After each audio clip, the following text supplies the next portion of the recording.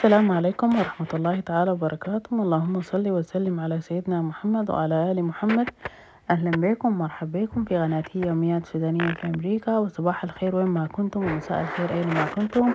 الليلة الفيديو بتاعي حابة أشارككم طريقة نشاط العراديب. وده العراديب أنا بلاو ليوم كامل، ودي قرفة وهبهان و3 معالق من الكستر، ودي كوباية من السكر. دي المكونات بتاعتها. حبدأ أصفي العراديب، هكبه في المصفى واصفيه في الحلة اللي انا عاوزة اعمل فيها النشا. وحبدأ اثناء ما انا هكبه في المصفى هبدأ اقلب فيه، لانه هو هيكون قوامه شوية لزج، فحبدأ اقلب فيه عشان يتصفى بطريقة كويسة.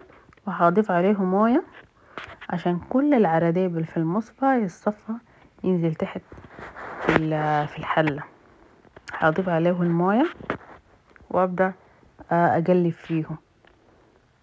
نشاة العراديب من النشاة الحلوة شديد. نحن كسودانيين بنحب نشربها في رمضان لأنها حلوة وصحية ومريحة شوية للمعدة، يعني في بداية الإفطار إذا الإفطار بحاجة دافية، شوربة نشا، عشان المعدة ما تتأثر. هضيف عليه الموية وهصفيه كله، لأنه فيه النوى.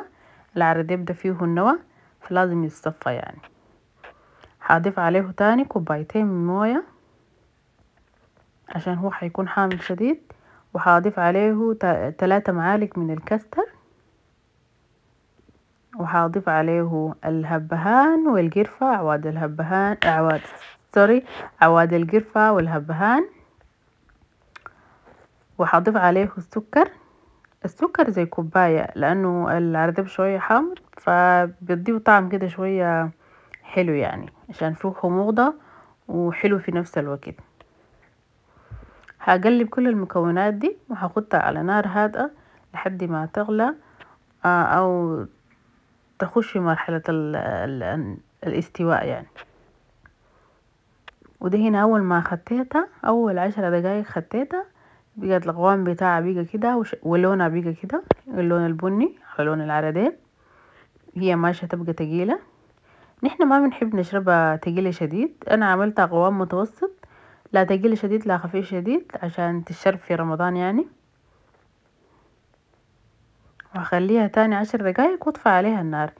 هنا بعد ما يستوت خليتها برد شوية وجيت اكبها في الكبابي. هنا ده القوام بتاعها شوية، هي بتشرب يعني، لا تقيلة شديد لا خفيفة شديد.